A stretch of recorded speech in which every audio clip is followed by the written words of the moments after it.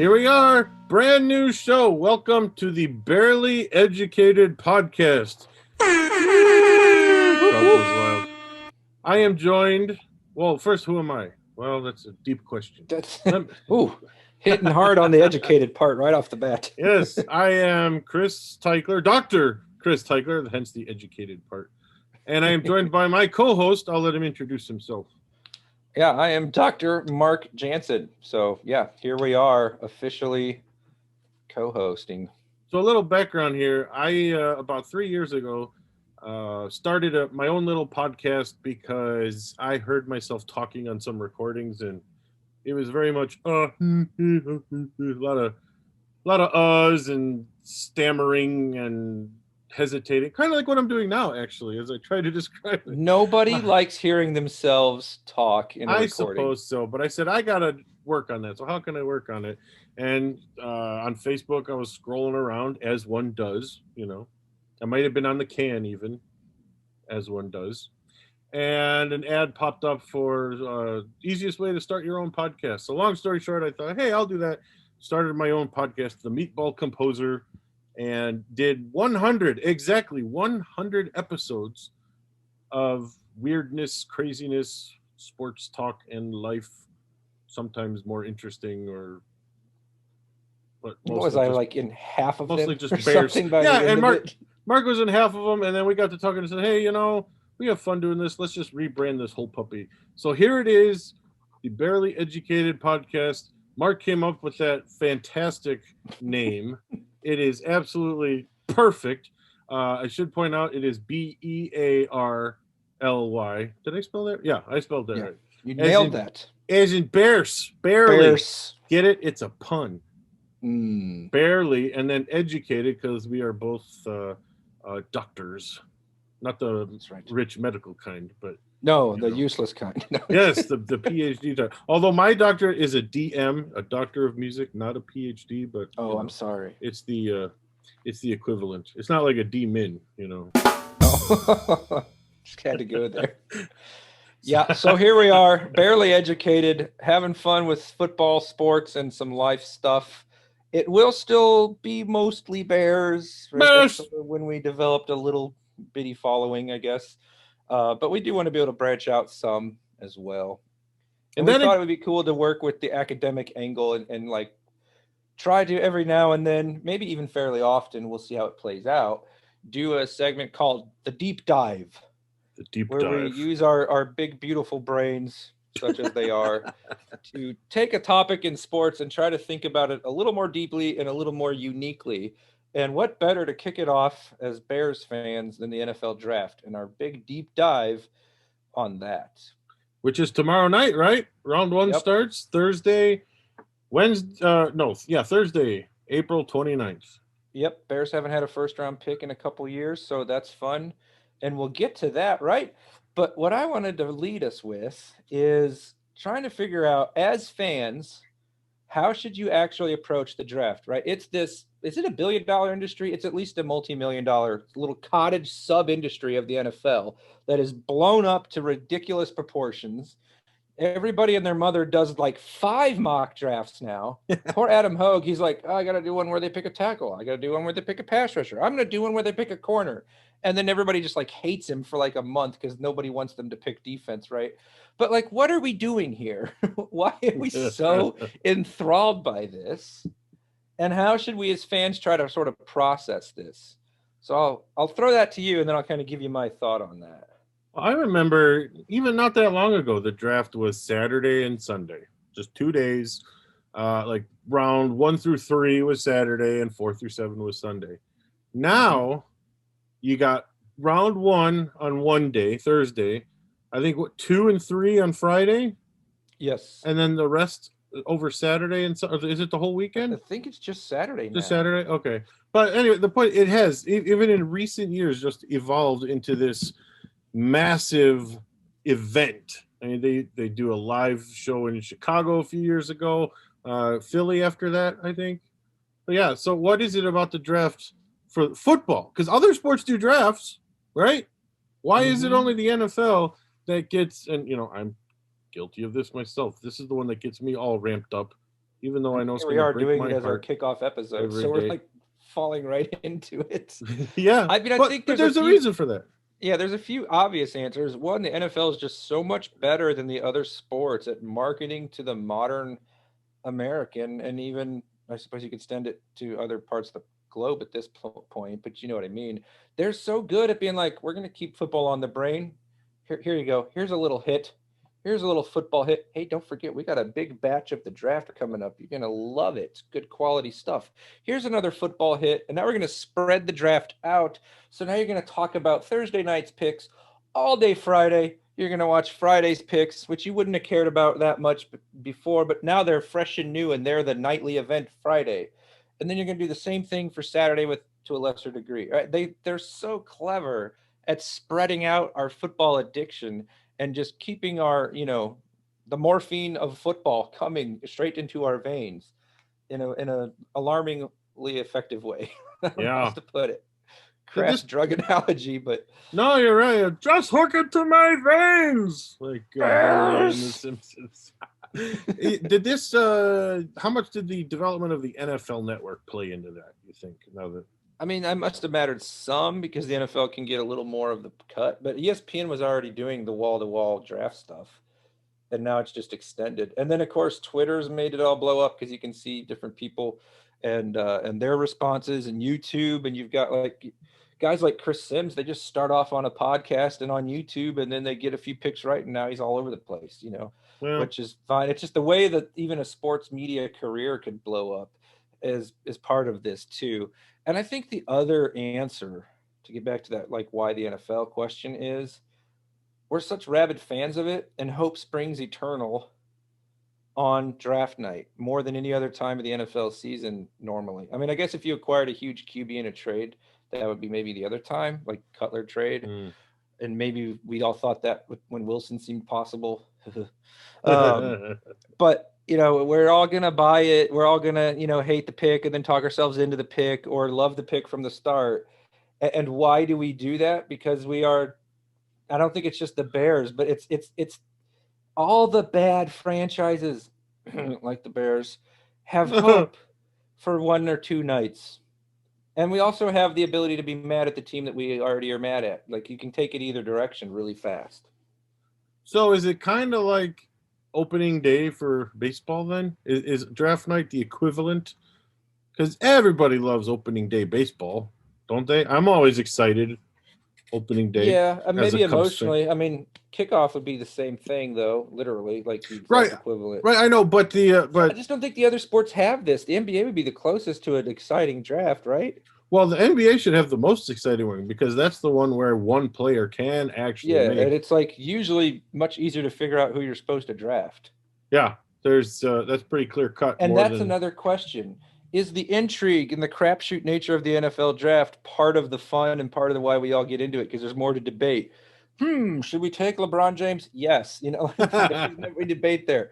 Trevor Lawrence may be the most, foregone conclusion since Andrew Luck, but you get past that and it's just like lots of debate.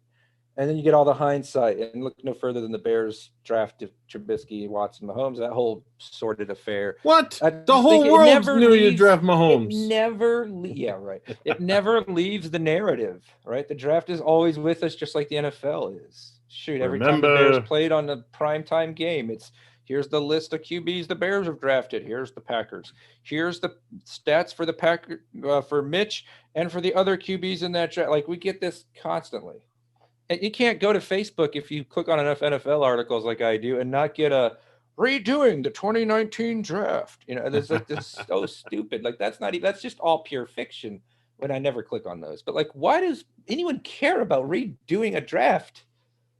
yeah, why do There's just people something read about it? the NFL that we just can't stop wanting to process it for some reason. What do we actually know about Nothing. any of this? Nothing. Like you said, the most sure thing quarterback before, they think Trevor Lawrence is going to be one. The most for sure one before that was Andrew Luck. And like every other year, think, okay, yeah, this guy could be pretty good, or he may not. Is it paralysis by overanalysis? Remember, like Kyler Murray's too short. Now he's pretty good. He's right? all right. Yeah. There's a big Yeah. debate about Baker Mayfield, and there's, Darnold was supposed to be can't miss, but then he goes after Mayfield and he's way worse. Josh Allen's a project, but he pans out Yeah. now.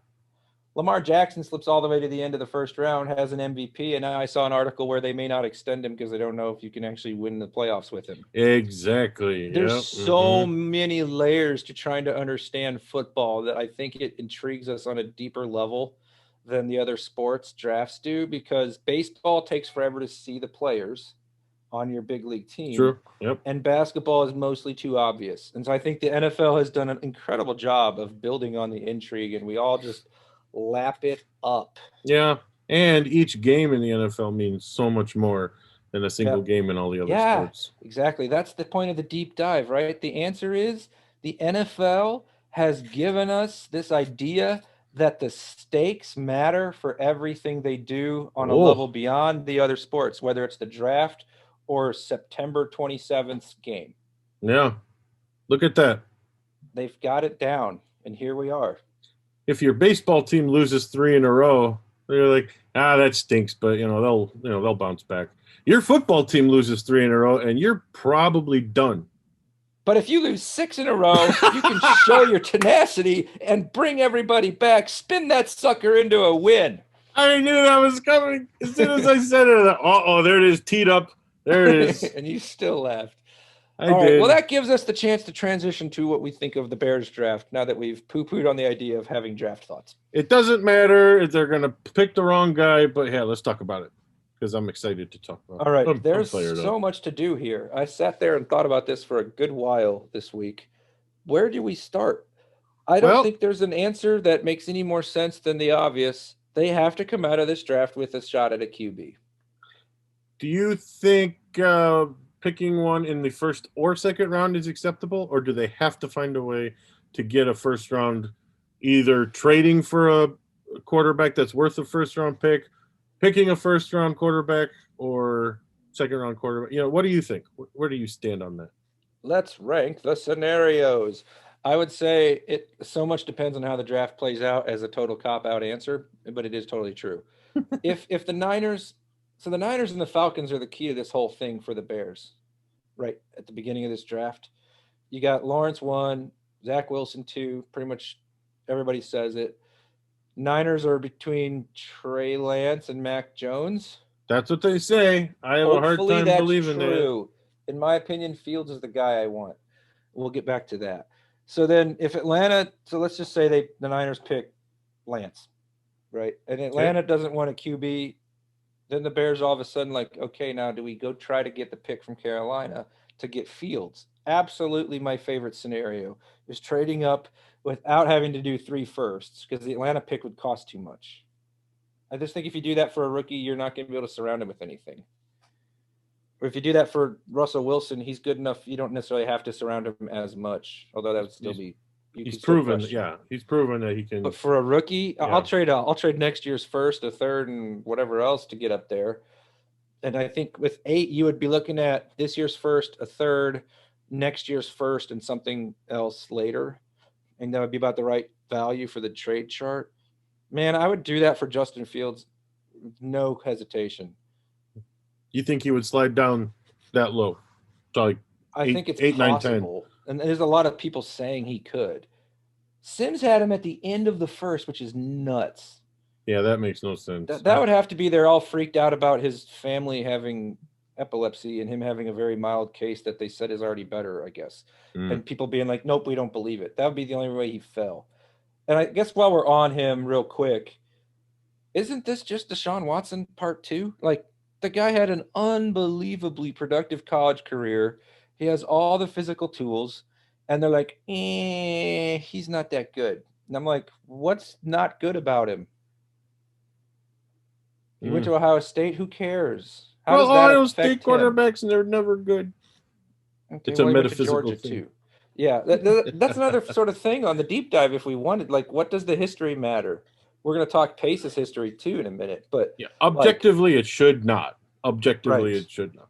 Yeah, I mean, at most, it gives you trends and odds if you do it big picture enough. In like, how often is the 5th QB good? That kind of stuff. Yeah. But where a guy went to, okay, great. How many good quarterbacks came out of Wyoming before Josh Allen? Right. And man, Texas Tech was a quarterback powerhouse before Pat Mahomes. What are we doing here with this Ohio State can't Yeah. make anybody a QB? That's just nonsense. Let's So draft I a would, running back from Jackson State. the wide receiver Jerry Rice's kid, where's he? I mean, I don't know. Like, there's so many random schools that produce an absolute stud that I just think that whole thing is silly. But would you agree with me that like a trade up within reason is your Bears' best case scenario because of how badly they need a blue chipper at QB? To get a first, yeah, I think so. I mean, maybe Mac Jones is there at 20, but I don't know. People are starting to talk more and more like he's going to be a Well, he sure might go thing too. third, and then he might go to New England if he doesn't go third, right? Like, there's a lot of smoke with him too. And speaking of which, in San Francisco, I wouldn't be surprised if the Mac Jones Trey Lance stuff is all, leaking out false rumors to try to stir up the pot and Yeah, it's maybe the it gets time of year where you don't want to take anything at face value. Watch him take Fields, right? Because that one uh-huh. has been. That Mike wouldn't Glennon surprise is me. our quarterback. It's my year. Gosh, Tina. Ugh, this sucks. I'm on the bench. No, I just the Niners thing is pretty weird. Like they go way up there. If they make that massive deal, that's one of those where you're like giving up a bajillion firsts, and then they pick Mac Jones, who people don't think he was going to go third. That's just hard to figure. It is weird. Hey, while you And, bring up the 49ers, can we just touch on Coach Shanahan going oh all yes, at going some all point we have existential? to. Might as well be now. Because the question is, if they take a quarterback, are they done with Jimmy Garoppolo? Obviously, if they pick one, they're pretty much saying, "Yeah, we're done with him. We're going to move on." But Coach Shanahan is not going to really give a straight answer. So he was asked just a couple days ago. He was asked if Shanahan would guarantee that Garoppolo would still be on the roster Sunday when the draft is said and done. And Coach Shanahan replied, I can't guarantee anybody in the world will be alive Sunday. So I can't guarantee who will be on our roster on Sunday. So that goes for all of us. What? I mean, I just speechless at the coach speak and the determination to say nothing. Now he's got an apocalyptic event killing us all potentially. It's great. I mean, that makes Bill Belichick's stuff look like, so open book. Oh yeah, well, I can't promise that a meteor is not going to kill us all on Sunday. Like, what is he saying there? I mean, that's like Debbie Downer, You read that and think, wah, wah. But here's the best part of it. Is he a closet weirdo? Are we like Kyle Shanahan, football genius? Is that a little premature at this point? I've got to keep our eyes on him, I think. I mean, if I was on that team, I'd be like, Coach, yeah, what was that? That was like Jameis Winston eating his W's bad, like, can you recover from a comment that stupid? So George Kittle later tweeted, I'll call you on Sunday to let you know I'm alive, Coach. The Bears. Good That's old George hilarious. Kittle. For those of you just tuning in, he really loves the Bears. And I'm just guessing by the time we edit this episode, you'll have heard that at some point in here. The Bears. Maybe. I love the Bears. Okay, thanks for indulging me there, because I heard that and I just thought, what in the world is he talking about? And the happiest guy in the world at that comment was Ryan Pace, whose own pointless press conference was not going to be in the news now. I mean, I picture Shanahan like in a black fedora, wearing a black shirt, smoking a cigarette with a guy playing bongos behind him, and like, yeah, man, we may all be dead by Sunday, man. I don't know. I just San Francisco, beat poetry going on. Well, can we address these press conferences while we're on this then, and then we'll get back to the Bears because whatever on the order. What are these guys doing before the draft? Why is this a thing? I don't understand that they're all like, KGB operatives during the Cold War, trying not to give the enemy anything to go on. Like, why are they even meeting the media 2 days before the draft? I guess before it was because they're all in one place and it's the scouting combine was one, and then the NFL draft was another. But like, this is just totally useless. And yet we tune in and we listen. I am we proud were- of myself. I did not listen to Pace's last two press conferences. I only read recaps so I would know what he said. There was one interesting nugget, I will admit. He said he did think it would be a real asset to a young QB to come into this particular QB room with really friendly veterans, basically, who are the type to mentor. I thought, well, yeah, that's true, and that sounds like you're going to pick a QB somewhere, but doesn't everyone already know that? That was a better non-answer than his normal ones. But he might not draft a quarterback because that's what we're all expecting him to do. He's excited to not do what any of us want him to do. He's fired up. In collaboration with the rest of his staff. Yeah. Oh, I can't wait. Yes. All right. So number one scenario would be trade up for a Justin Fields. What about a trade up for a Trey Lance or Mac Jones type of move? I think you can get to between 10 and 15 for those two, I would think. I mean, unless... Except for they're the two, the Niners might take 3. It's just so weird. But again, I don't buy it. No, we'll come back to the next show and they'll take one of those two and I'll look. Well, they're taking like one of the again. 3, number 3. Boy, it's getting confusing. Yeah, but it's got to be Fields, Lance, or Jones, or you don't make that move. Yeah. And they had to like one of them enough to say, yeah, we don't care that Lawrence and Wilson are gone. We love this other one. Well, a lot more than the others. So we're going to be way aggressive. I mean, if they did this and then picked a different position, that would be truly hysterical. But Mac Jones has been tied to the Niners and Trey Lance has been tied to the Niners. Yes. So who hasn't? Justin Fields. Ding, ding, ding. I would bet that happening more than the other two. I don't know. It seems you're like going full on shady coach speak. Oh, yeah. Stuff. Okay. Absolutely. Well, I can see that. I can see it. I mean, that's why Pace traded up one spot to get Trubisky because the Niners are doing this same thing, and then they end up taking Solomon Thomas. Yeah, and then everyone praises the Niners, even though their draft totally stunk, and so did Trubisky, and basically everybody lost that trade, except for George Kittle. No, at some point though, all the subterfuge and hidden meetings, and Ryan Pace actually said one of the harder things about COVID is they can't take players out to dinner. I read that. I saw on Twitter Danny Parkins of the Score he got so ticked. Yes, just the idea that maybe that's a Bears thing too. There's teams that definitely think this way, but I think the best teams don't get caught up in that. Right? Like Bill Belichick has all this film, he's got all this data, he's got all these scouts working for him, he's in meetings probably 24/7 leading up to the draft. I don't think he's going to be like, all right, let's take him to dinner and that'll sway me. Right. You do want to know something about the personality, and that is one of those wrinkles that adds unpredictability, right? Who's that guy who went in the first round of the Titans last year? He's already out of the league because he's a total head case. The tackle. Oh, yeah. I can't remember. He's so bad, I don't remember his name. So, you don't want to be the team that has that draft pick because the character was so bad. He was never going to be like a functional adult in the NFL.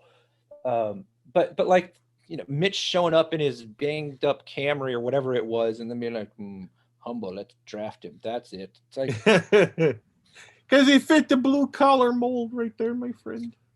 Stop falling for that. How good is he at football? How much has he played? Who has he played against? That's the other thing about some of these QBs, right? There's a knock on all of them, except for Lawrence. Like Zach Wilson came out of nowhere this year. It was great for BYU. His ability to throw off platform and all the buzzwords, great, fun to watch. He could be a bust just because he's too reckless for the NFL, for all we know.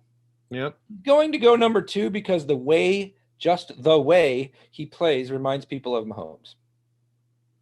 With the throw it 60 yards, left-handed kind of stuff. I don't know how much you want to bet on that. Yep. I know, that's what I'm saying. Like, he's pretty risky despite everybody loving him. Mac Jones had all world talent around him, which is not his fault. He's a really good thrower with anticipation, and the ball goes exactly where it needs to go. But he's got that, looks like a 40-year-old hosting a podcast body type. Wait, what? No, he doesn't look very athletic. There's knocks on him. It's hard to scout an Alabama QB with the film when they're just destroying everyone. Although that didn't hurt Joe Burrow's case last year. That's very true. Although Burrow's good, but we don't know how Burrow's great he's better athlete for sure. And Jones is strictly a pocket guy for the most part. I would totally take Mac Jones at 20 as my next best scenario, by the way. I think it's really good value to get a guy that accurate at that point in the draft. I think a couple months ago on the old show, to be pro composer, I think that R.I.P. man. Yeah, that was my prediction that the Bears would draft Mac Jones with the 20th, and then nothing really has happened since then, except somehow the Niners traded up and they're gonna take him, and like that's raised his value among In everyone fact, else. you know what? He had a terrible pro day. Trey Lance and Justin Fields had 2 great pro days, and still Mac Jones is somehow considered to be possible at 3. That's the thing, and I The said that draft is just so after strange. I said it after the national championship game. And yeah, Mhm. the only thing that he's done since is have a bad pro day, but his stock has gone up. So like I don't fully understand that. But yes, I'm with you. I don't either. If he's Trey there at Lance 20, played take him. 1 season, had a great year. He runs the whole offense. Apparently, he does the line protections and the run fits. Like he knows the whole thing, which NFL teams, of course, are mad over. Which would be great compared to Mitch, who didn't know how to do really any of it, and is you might know my thoughts on the football airhead that was poor Mitch. But Trey Lance has like less experience than Trubisky against worse competition. Like if they pick him, that's the huge home run, high ceiling pick. And Yeah. I'm totally terrified of this team's inability to develop that guy. Yeah, And I then think that's a Fields, I don't valid know what's concern, wrong yeah. with Fields exactly. Why is he not the number 2 or 3 pick here? I don't quite get. Again, and nothing's happened. He hasn't played a game since his he was originally touted as a top 5, top 4. And he was the Top second 3? prospect in this draft for years. It was Lawrence and Fields, Lawrence and Fields, Lawrence and Fields. Yeah. He had the bad game against Northwestern. They have Go a couple Cats! first round talent, right? That's actually a really good defense. And then he crushed Clemson, even though he was hurt. Assuming the medicals check out, I don't understand why he would fall, but if he does, and it's a reasonable trade up to get him, do it. Do you then if scenario 1 is go up for Fields, let's just say it's to 8, nothing too nuts, but still would cost a lot. I'd do it in a second. Scenario 2 would be stay at 20 and get Mac Jones because the Niners don't pick him and no one else wanted him that badly, which seems like a pipe dream at this point for reasons we can't quite understand. It makes no sense. Let's just say that's the best scenario after Fields, right? Yep. Stay home. I don't really want to trade aggressively up to do this, I don't think. Do you have any interest in Lance, or are you with me on he's too risky for the Bears based on their utter inability to develop Mitch? Yeah, that's a concern for me with this coaching staff, is that it seems like Nagy cannot get through to a young quarterback who, has all the talent in the world but can't put it together. So right. So I look forward to completely contradicting ourselves when we do our post-draft episode on Sunday and convince ourselves that Trey Lance was in fact worth all those first-round picks and the Bears, and he'll be perfectly happy sitting a year, even though he really needs to play. So I like the move. He can learn behind Dalton. What would be what you want next? Well, if it's not a trade up for Fields or stay home for Jones, do you want to reach for Mond or do you want to go a different position? Well, let me. Can I give you some mock drafts that I've looked up here? It's get your time take to on mock that. the mocks. Sure. I guess my paper right here. Yeah. Yes. Okay. Everyone hears. So yeah. All right. I just Here, let looked me at get my phone out and do it the 2021 way. I just looked at. Shut up, man. Yeah. I looked at random 4 mock drafts. Okay. For the Bears, all 4 of them have the Bears sticking at 20. None of them have a quarterback at 20, and only one even has an offensive player at 20. Now it's a small sample size, but okay. Considering Ryan Pace's history, how likely is it that he actually stays put? I guess not likely. I mean, he's always moved. He'll move from 3 to 2. So why wouldn't he move from 20 to somewhere else? Yeah. Yeah. Anyway, go ahead. All right. So here's the first one. Charles Davis from NFL.com. Okay. Has with the 20th pick in the NFL draft, the Chicago Bears take Greg Newsome, the second cornerback, Northwestern University. Okay, so that's one of the ones in one of the Hogue drafts where he has to do like 5 in his contract somehow. And in one of them, he did a corner, and everybody lost their minds. Yeah, I mean, we did lose Kyle Fuller, so there is a hole. I thought it was secondary. Kurt Fuller. No, Kurt Fuller is that's someone else. I'm just kidding. Remember, that's what Stockton kept calling him that one game. Oh, he did? No, I didn't. Yeah. Anyway, carry on, Dick. Yeah. All right. So, I mean, I don't. As a Bears fan, they need offense, and you on the old show several times did a great job of demonstrating how in this league you have to have balanced salary distribution, and the Bears are Or way even favor your offense a little bit. yeah, exactly. So balancing would be good for where the Bears are right now. They're the opposite of what you're supposed to be based on the rules. Just based on the rules as the game is called, the Bears put themselves at a competitive disadvantage, yes. Yeah. Jeff Dickerson from ESPN has Tevin Jenkins, an offensive tackle from Oklahoma State. Okay, my inner meatball would be thrilled with him if the board played out to where the QBs are all gone and they can get one of them later in the second and the next tier of QB. That guy plays nasty. This is a soft, easy to push around kind of team sometimes. Sign me up. He's not as good an athlete as Quentin Nelson, but he's got that same I'm going to block you into the other sideline kind of vibe, which I would enjoy watching. I could live with that as the pick. Yeah, of these four that I'm going to read, that's the one I like the most because tackle has been, a need since what? Jimbo Covert, my friend. They haven't invested in one in the early rounds in like 15 years or something stupid.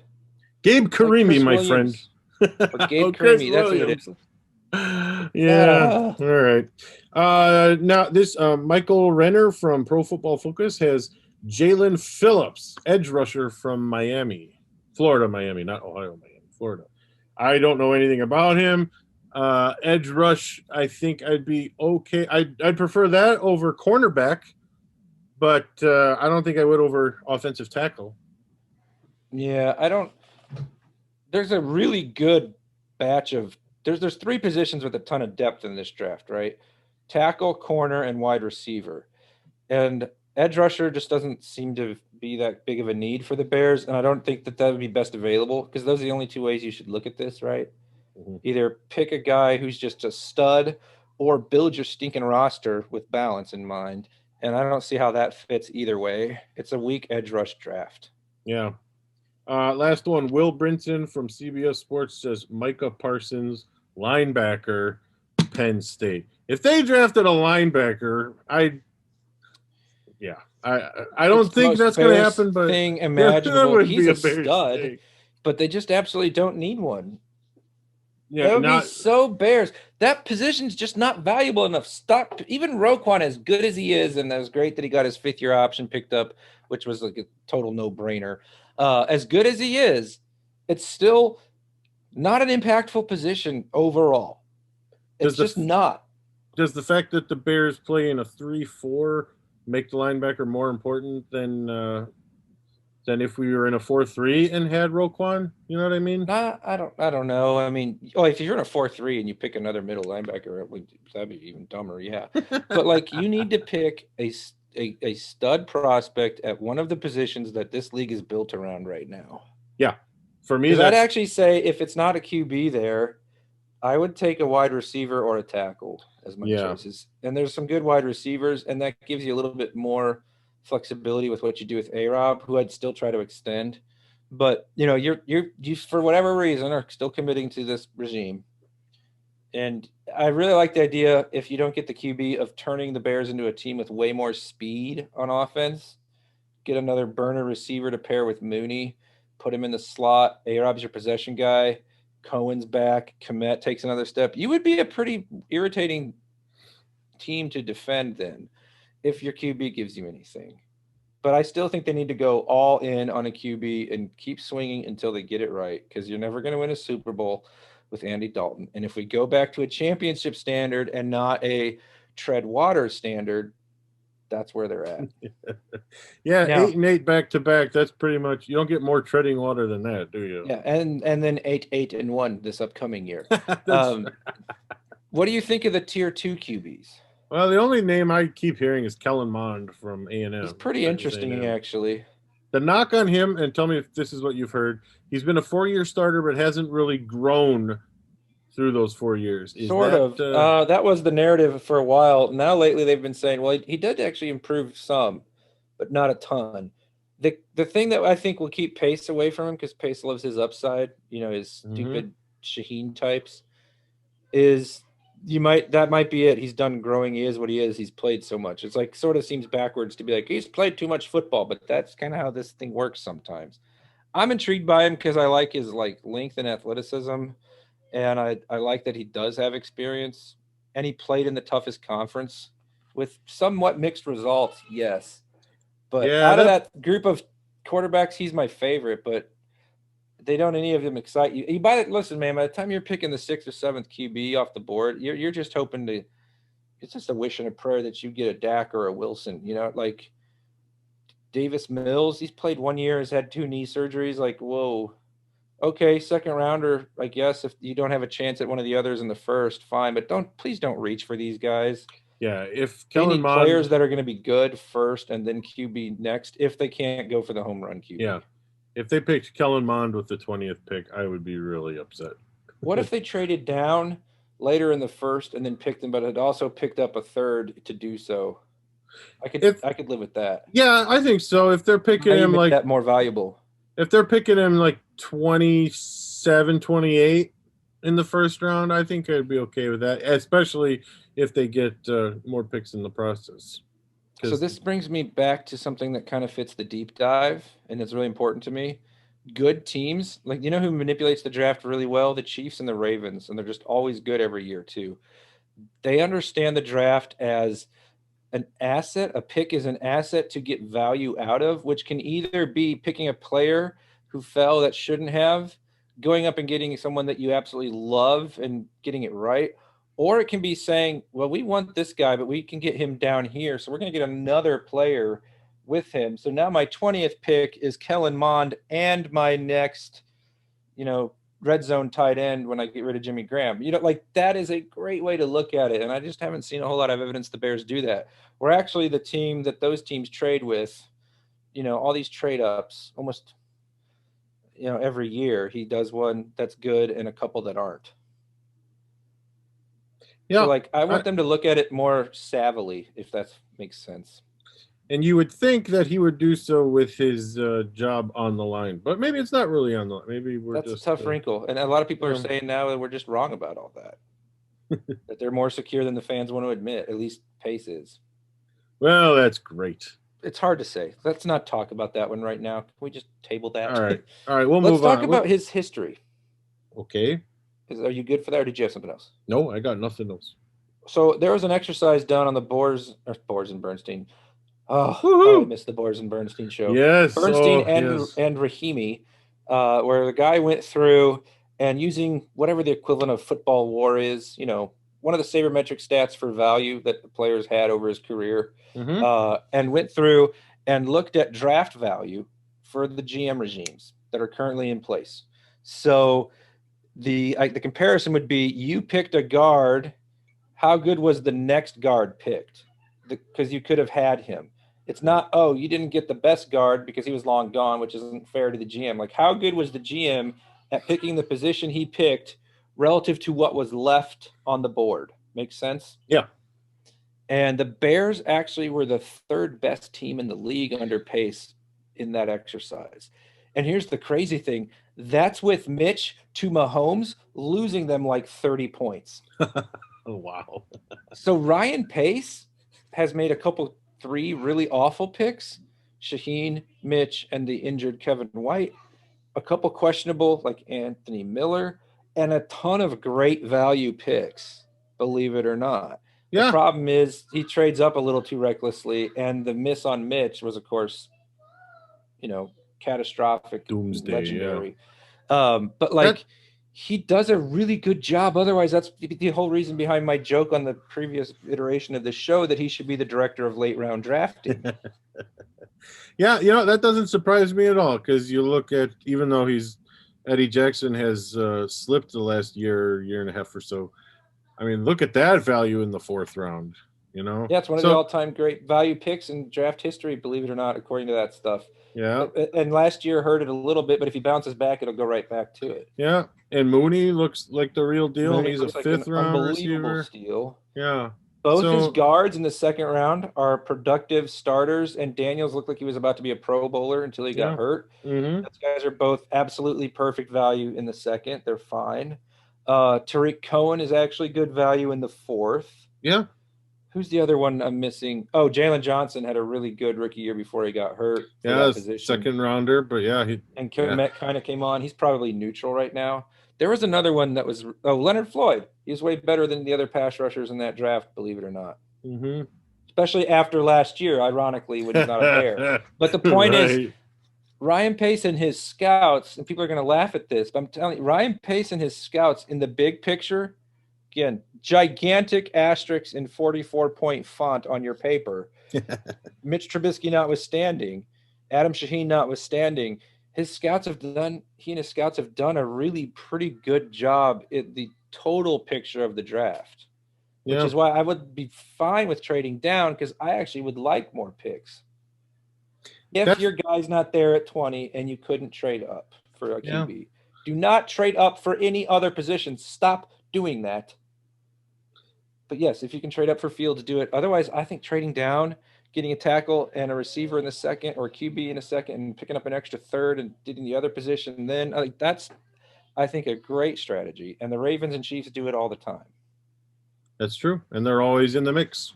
Yep. Because you need more picks because it's such a crapshoot. Mm-hmm. And we give up picks. I think the Bears' 2001 playoff team, their 13-3 team, was the result of, I think, in '99, Mark Hatley had traded down for Cade McNown and made some other. So they had a ton of picks, and they built a playoff team out of it. And Jerry Angelo was good at that too until the Super Bowl, and Lovey got more power, But yeah, but he did the same thing, more picks. Later, like they traded up to get Mooney, and they gave up like a future 6 that you can recoup later. That's fine. That's the kind of thing I like. Like savvy, you manipulate the draft and the numbers involved here, and that he's done okay later with. It's the second round Anthony Miller types that got him in trouble, and of course the Mitch thing. But yeah, mostly the Mitch thing. Draft as bad as people think. There's other problems for sure, big problems. And I've said we've both said Robert Quinn, big problem. Yeah, big problem. Okay, well, I'm already tired of the Bears draft. How about you? Yeah, go on. Next in our new format here for our new show. Let's do Lions Twitter while we're on the draft. We have to give Lions Twitter and Reddit a little love. They've got the 7th pick. Hey, this actually makes sense almost as much as when the Bears are playing them. That's a pretty pivotal pick in this draft, right? Atlanta is a question mark. And then almost everyone says Miami, Cincy are picking tackles or receivers. Mm. And then Detroit's the other one that you might want to trade with to get up past teams that want a QB. Or they may want a QB. How could they not want a QB? I mean, they have Jared Goff. Like I said, how? I mean, Jared Goff had one good year, and everything else has been. The boy wonder couldn't get rid of him fast enough after last year. Right? Yeah, he had the one good year when they went to the Super Bowl, but the Bears broke him. Do you remember that? 2018, the Bears broke Jared Goff. They did. I can't remember if it was a Sunday or a Monday night. And then he still went to the Super Bowl. Yeah, but the AFC was a little. So there's a report on ESPN. The Falcons are expected to stay put and take Kyle Pitts. He's a stud athlete. Okay, yeah, that would make sense. And Detroit Lions Reddit is freaking out about the possibility of Jamar Chase. They just love them some receivers. I love Jamar Chase. Being down here and watching him a lot, that guy's a straight up stud. But he might go to the Bengals or the Dolphins first. So they even tried to trade up with the Falcons to get him. Which I love the idea of trading up to that high pick, the Lions giving up a first just to pick a receiver. When at 7, you'd still have Devonta Smith or Jalen Waddle. Like, you don't have to be that desperate for Chase. You'd still get a good receiver at 7. Yeah, Devonta, what's his name? Alabama. Devonta Smith. Yeah, Devonta Smith. Mm-hmm. He gets open. And that, to me, is more important than speed or anything else. That guy gets open. If he somehow slid down because he's not huge or anything, but, man, if he was somehow there at 20, I would grab him in a heartbeat. Now, here's the bad news for the Bears fans. There's more bad news. Kind of. The 7th pick in a draft where 3 or 4 QBs might go in the top 5. The Lions might be getting with the 7th pick like the second best, whatever, non-QB position. They could get an absolute stud if they don't screw it up. They could. because this QB run kind of throws it all off in that sense. Yeah, it's going to be interesting to see how that all shakes out. I don't have any Lions Twitter for you this week. I'm sorry. Well, that's not good. That's a bad start to the new show. They have a thread on the Reddit that encompasses Lions fans' humor and why we even do this bit because it's just so Okay. consistently funny. Days till draft beer, and it's a picture of Matthew Stafford, presumably in college, with one of those, red plastic cups. Solo cups. Yeah, there you go. Hmm. And he's giving somebody the bird. And so it's one day till draft beer Nice. with Stafford flicking somebody off. Nice. So they still deliver. But the They- Lions are really interesting in this draft. That was the other reason I brought it up.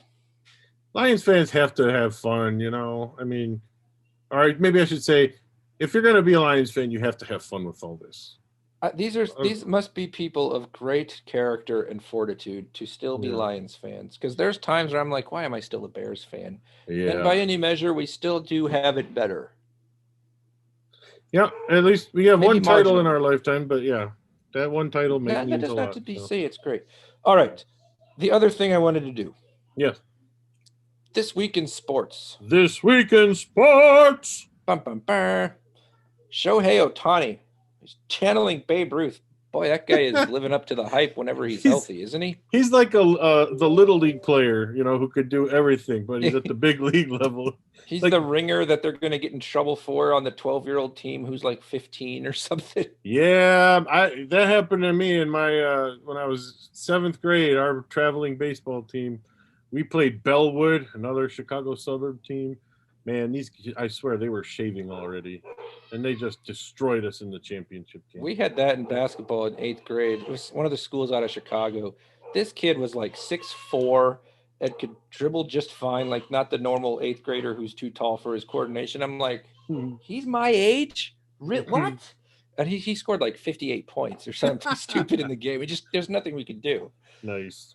But you get that Nice. weird age thing. But Shohei Ohtani is a thing, and it's fun to watch. It's too bad he's buried on the Angels in the West Yeah. Coast time zone, but it was Yeah. worth a mention. We've How are the never- Cubs doing? We haven't seen anything like him, have we? Ever? You said Babe Ruth? Just That's- Babe Ruth. That's the that's the last time someone could hit and pitch like this.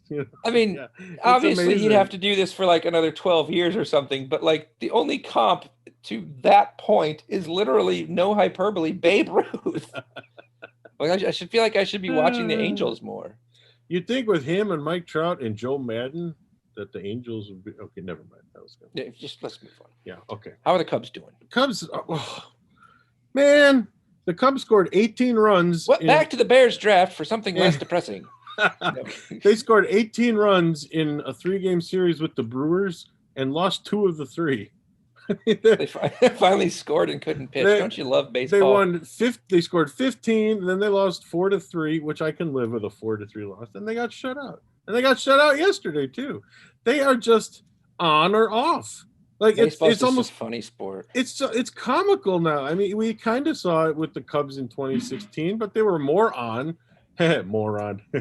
But to the point where they were able to win a World Series. And boy, it's a good thing they did, because their gap between we're good and we're bad has really stretched out ever since then. And they go long stretches where they just can't hit, except for Chris Bryant. Chris Bryant looks like he's back to the I know. MVP I caliber. know your player. daughter's happy there. Oh, My yes.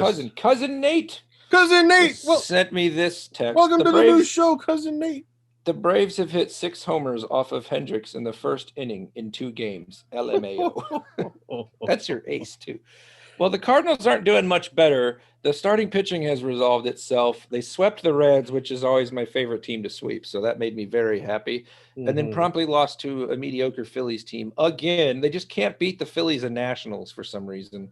Although they finally beat Philly last night. So they're kind of a roller coaster with maybe a little bit less like variance in their performance, but it's can Milwaukee knock it off? That's where I'm at with baseball right now. Yeah, well, their pitching really looks pretty formidable.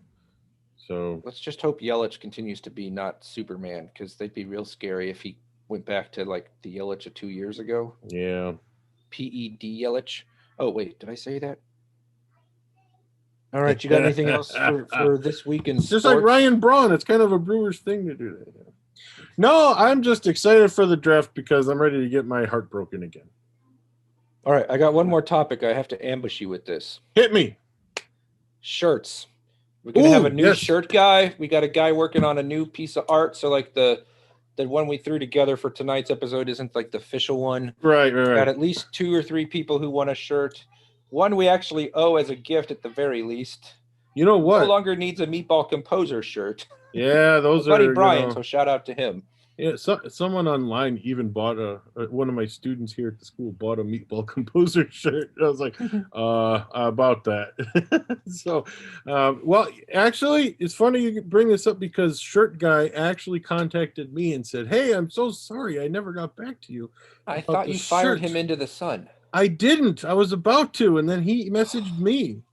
So I gave him the scoop, and he said he's all on board to do this next round as soon as we get him the logo. And then 6 months later, got it. 6 I'll need one months as well. Yeah. So last thing, this is fun and exciting news, sort of. We are going to be interviewing a Ryan Pace in our next episode, and we would like listener participation. So send us your questions for Ryan Pace to our RYANN. Gmail account, and I'll let you give them the account to make sure we Yes, get it right. Mark, we have an email. This is so exciting. And to buy me a coffee. We do, yeah. In fact, here, I'll go over all of that right now since we're going to wrap up our first episode here. Yeah. All right. If you would like to email us, you may do so at barelyeducatedpod@gmail.com. And remember, all one word. All one word. It's BEARLY. barelyeducatedpod@gmail.com. Send us your questions to ask Ryan Pace. And so send us there. And any other, compliments or praises that you would love to lavish upon us for how great this show is and is going to be. Yes. We also have a website. Yes, it's buymeacoffee.com/barely_educated. Okay. And that's a pretty cool website where, if you like what we do, throw us a couple bucks and we'll buy coffee with it. Or we'll try to reinvest it into doing stuff on the pod, really. But, absolutely, yeah, like shirts. I can send them to a Shirt Guy. Yeah, if it's old Shirt Guy or new Shirt Guy, but yeah, and maybe get some more swag later. Maybe we can make mugs. Yeah, dude. Or lanyards. Now we're talking. Or I can pay my artist brother-in-law who's making the logo. Shout out to him, by the way. Mural Joe, muraljoe.com. He's an amazing artist. So. Yeah, his stuff is really cool. You showed me the other day. So buymeacoffee.com/barely_educated is that website. We also have a Twitter, Mark. We have a Twitter. It's like we're hip and stuff. We're at Barely Educated. That's the Twitter handle. And then here. Yeah, I know. And then Facebook, a Facebook page, which there's nothing on there yet, but it's We'll there. Facebook.com/barely educated. Alrighty. Oh, wait, I made a mistake. The Twitter is barely_educated also. My bad. Yeah, if you can't find us through the other side, just try the underscore, right? Barely_educated. Yeah. So this is exciting. We got like stuff out there. So, and please, we want to hear from you and interact, and we'll take suggestions, and no, we won't. We'll tell you that, oh, thanks for your input, and then we won't do anything. Yeah, what we're going to do is what the score does. I'm going to tease a segment and then not deliver until you turn it off. That's what I've been doing with the score lately. That's right. Anyway. That's right. Yeah. All right, man. I've got to go help put the children to baths and beds. Sounds great. Thanks, Mark. Go this Bears. was fun. Thanks for listening, everyone. Reading all the picks with you on Sunday, next Wednesday. Yes, that sounds good. We'll have a draft recap where we will successfully evaluate how the Bears draft went this year. Yeah, and we'll be dead on accurate for the next 10 years. That's right. All right. Thanks so much. Take care.